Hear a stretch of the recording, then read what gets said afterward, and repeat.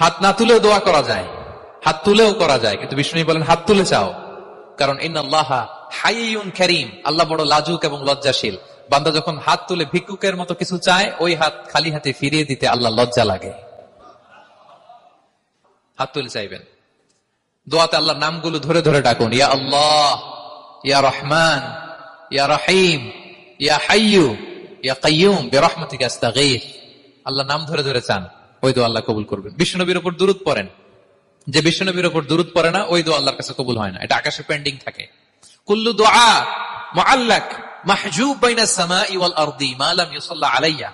বিষ্ণু বলেন সব দোয়া আকাশে পেন্ডিং থাকে যতক্ষণ আমার উপর দুরূদ পড়া না হয়। তা আপনি যে বলেন হুজুর আমার দোয়া কবুল হয় না, কেন হয় না বুঝছেন এবার? হ্যাঁ, নবীর উপর দুরূদ পড়েন নাই তো। আল্লাহুম্মা সাল্লি ওয়া সাল্লিম ওয়া বারিক আলাইহি। শুরু করবেন বিষ্ণু নবীর উপর দুরূদ দিয়ে, মাঝেও পড়বেন, শেষেও পড়বেন, আগেও পড়বেন, পরেও পড়বেন। আপনার দোয়া কবুল করবে কে?